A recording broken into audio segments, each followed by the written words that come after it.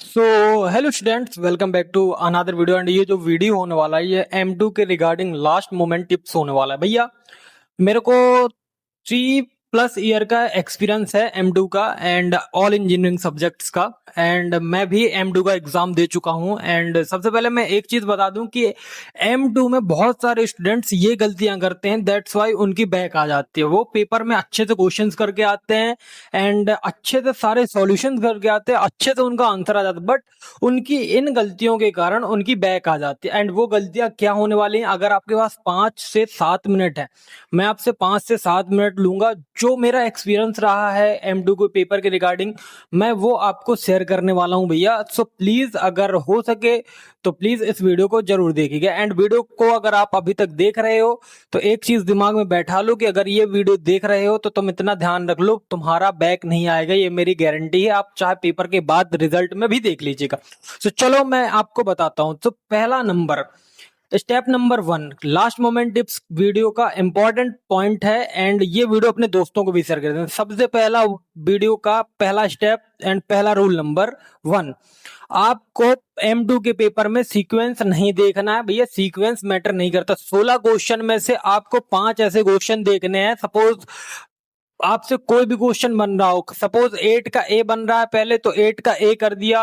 8 का बी बन रहा है तो 8 का बी कर दिया। अगर 8 का बी नहीं बन रहा तो तुमसे जो क्वेश्चन बन रहा, सपोज मान लो 5 का ए बन रहा तो 5 का ए कर दिया, 8 का ए, 5 का ए, देन 4 का ए, देन 3 का ए, देन 7 का ए। कितने हो गए? 8, 5, 4, 3, 7। 5 क्वेश्चन हो गए। ये तुमसे 5 क्वेश्चन अच्छे से बन जाए। अब एक चीज ध्यान रखना, तुमने इनका ए पार्ट तो कर दिया, तो तुमको सेम सेम टू सेम 8 का बी करना पड़ेगा, 5 का बी करना पड़ेगा एंड आपको क्या करना पड़ेगा? 3 का बी करना पड़ेगा, 5 का बी करना पड़ेगा, 4th का बी कर एंड 7th का बी करना। तो मतलब 5 क्वेश्चन तुमको करने हैं, चाहे आप उनको किसी भी सीक्वेंस में करो। A and B part attempt करने, अगर तुमने 5 से 6वें क्वेश्चन की तरफ बढ़े तो तुम्हारा नंबर काट लिया जाएगा भाई साहब। इतना ध्यान रखिएगा। 5 क्वेश्चन करने हैं ए बी पार्ट मिला के। एक चीज क्लियर हो गई।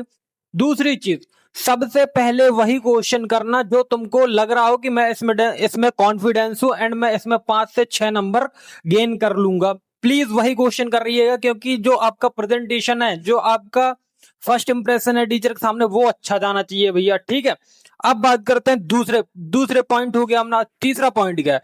पेपर में M2 के पेपर में वे ऑफ प्रेजेंटेशन और हैंड राइटिंग का और काटा पीटा का बहुत ध्यान रखिएगा भैया। कोशिश कर लेना कि काटा पीटा हद से ज्यादा कम हो, और ना ही हो तो और अच्छी बात है। ठीक है, एंड रफ वर्क पीछे करो लेकिन आगे काटा पीटी मत करो। ठीक है, और जो इंपॉर्टेंट फॉर्मूले हो उनको रेक्टेंगल या बॉक्स में बंद करो, जो आंसर तुम्हारा है उसको बॉक्स में बंद करो। ठीक है, और कोशिश करना कि साफ साफ लिख सको, अगर मतलब कि टीचर को अच्छे से दिखे। ठीक है, मतलब अच्छे से एक्सप्लेन करो, अच्छे से सॉल्यूशन करो, अच्छे से आंसर लाओ एंड बॉक्स में बंद करो। जो इंपॉर्टेंट फॉर्मूला उसको बंद कर लो।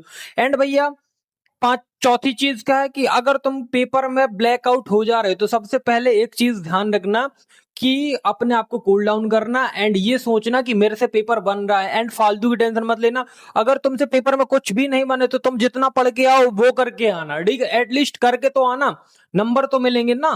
देखो, अगर सपोज मान लो CFPI वाला क्वेश्चन आ रहा है, तुमसे जितना बन के आ रहा, तुम्हारा भले ही आंसर नहीं आ रहा, ठीक है, सपोज मान लो कि क्वेश्चन पेपर अगर आउट ऑफ आपके दिमाग के ऊपर आ गया, जो आपके पढ़ के गए हो, तो क्या करना कि जो भी आप पढ़ गए, सपोज CF+PI वाला है, तुमसे भैया जितना बन रहा है CFPI वाले उतना सॉल्व कर दो। भले ही तुम्हारा आंसर सही आए ना आए, लेकिन तुम working step and formula in सारी चीजें सही करना। ठीक है, गॉस गॉस थ्योरम आ गई, जितना बन रहा है करो, आंसर नहीं आ रहा तो ऐसे में क्या होता है कि आपको नंबर मिलते हैं। एंड अगर आप कुछ भी नहीं करके आओगे तो फिर कैसे मिलेगा? एंड पांचवी चीज भैया, 10 के 10 क्वेश्चन अटेम्प्ट करके आने बहुत ज्यादा मैटर करता है, क्योंकि अगर आपने सपोज 5 क्वेश्चन आपने सही किए, 2-3 क्वेश्चन आपसे नहीं बन रहे हैं, और 2-3 क्वेश्चन तो बिल्कुल नहीं बन, तो अगर आप उन 2-3 क्वेश्चन में जो आपसे बिल्कुल नहीं बन रहे हैं, आप फॉर्मूला गिवन इवन थोड़ा बहुत सॉल्व करके आओगे तो 2-2 या 3-3 नंबर तो मिल ही जाते हैं। एंड ये 2-2 3-3 नंबर आपके पास होने में बहुत ज्यादा रोल प्ले करते हैं। ठीक है, आई थिंक इतना क्लियर हो गया। अब एक चीज ध्यान रखना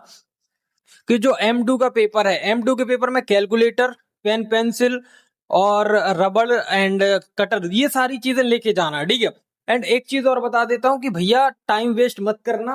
ठीक है। एंड कुछ इंपॉर्टेंट क्वेश्चन बता दे रहा हूं अपनी साइड से। तो एक चीज ध्यान रखना, सीएफपीआई वाले क्वेश्चन मत छोड़ना, यूनिट नंबर 4 मत छोड़ना, वेरिएशन ऑफ पैरामीटर मत छोड़ना, pole and residue, Cauchy Riemann theorem and Cauchy एक रेसिड्यू करके है, ठीक है। पोल एंड रेसिड्यू हो गया, कॉचे रहमान एंड आपका यूनिट नंबर 4 से एक क्वेश्चन और है जो कि मैं लाइव में बता दूंगा, 9 बजे करीब आना है मेरे को। एंड वेरिएशन ऑफ पैरामीटर बिल्कुल मत छोड़ के जाना, सीएफपीआई वाले बिल्कुल क्वेश्चन मत छोड़ के जाना, एंड पार्शियल डिफरेंशियल इक्वेशन के मत छोड़ना, ठीक है। तो इंपॉर्टेंट जो मैंने बताए हैं प्लीज आप उन्हीं को देखिएगा, ये मत बोलना भैया आपने तो पांचों यूनिट बता दी, नहीं, मेरे को एक्चुअली पीडी का ध्यान नहीं आ रहा है, तो मैं बता रहा हूं आपको कि 1 2 3, ठीक है। Variation of parameter unit number 1 complete CF PI वाली एंड पार्शियल डिफरेंशियल की पूरी। और जो यूनिट नंबर 4 और यूनिट नंबर 5 में जो मैंने इंपॉर्टेंट बताए हैं, Gauss theorem, curl and divergence, Stokes theorem, ये सारी चीजें करके जाना, ठीक है। एंड फोर्थ में residue, pole and Cauchy Riemann theorem, एक चीज और है जो मेरे को याद नहीं आ रहा, तो मैं वो लाइव में बता दूंगा। एंड प्लीज थोड़ा सा ध्यान से पेपर करिएगा, क्योंकि ये जो पेपर होने वाला है ये आपका सेकंड सेमेस्टर का, क्योंकि मेन एग्जाम वालों की बात कर रहा हूं जो पहली बार अटेम्प्ट कर रहे हैं, तो भैया ध्यान से पेपर दीजिएगा एंड अच्छे से पेपर दीजिएगा, क्योंकि अगर इस पेपर में बैक आ गई तो इतना ध्यान रखना कि आप अपने सीनियर से पूछ लेना कि इसको निकालना बहुत इंपॉसिबल हो जाता है, बहुत मेहनत करनी पड़ती है एंड दिमाग में बहुत ज्यादा बर्डन होता है, बहुत ज्यादा टेंशन रहती है। तो प्लीज कोशिश कर लेना कि आराम से पढ़ लेना एंड आराम से कर लेना। एंड एक चीज और, अभी रात में आप 10 बजे तक पढ़ो या 11 बजे तक पढ़ो, ठीक है, लेकिन 11 बजे के बाद मत पढ़ो, सुबह 3-4 बजे उठना, 4 बजे करीब उठना एंड बढ़िया फ्रेश होके माइंड एकदम फ्रेश माइंड से 4 बजे से 8 बजे तक पढ़ने बैठना एंड 8 बजे के बाद नहाना धोना करना, पूजा पाठ करना एंड अपना 9-9:30 बजे एग्जाम हॉल, 9 जितना भी आपसे आपकी दूरी है, सपोज 1 घंटे की दूरी है तो 9 बजे निकल जाना, 1.5 घंटे की दूरी है तो 8:30 बजे निकल जाना, आधे घंटे की दूरी है तो 9:30 बजे निकल जाना, ठीक है। एंड अपने हिसाब से मेंटेन कर लेना कि आपको कब जाना, बट पढ़ाई का आप 11 बजे तक पढ़ाई करो रात में एंड उसके बाद 4 बजे के बाद 4 बजे तक सो, देन बढ़िया फ्रेश होके अपना रिवीजन करो, फॉर्मूले रिवीजन करो, क्वेश्चंस देखो एंड फिर अपना रेडी होके अपना कॉलेज चले जाना। एंड ऑल द बेस्ट सभी को, एंड पेपर इजी आएगा, बट जो मैंने टिप्स बताई प्लीज वो देख लेना, बाकी बहुत ज्यादा हेल्पफुल रहेगा, तुम 50 से ज्यादा नंबर ले आओगे। एंड मिलते हैं रात में लाइव में 9 बजे करीब, एंड बहुत सारी टिप्स बताऊंगा तो लाइव में भी आ जाना। So thank you for watching, मिलते हैं नेक्स्ट वीडियो में।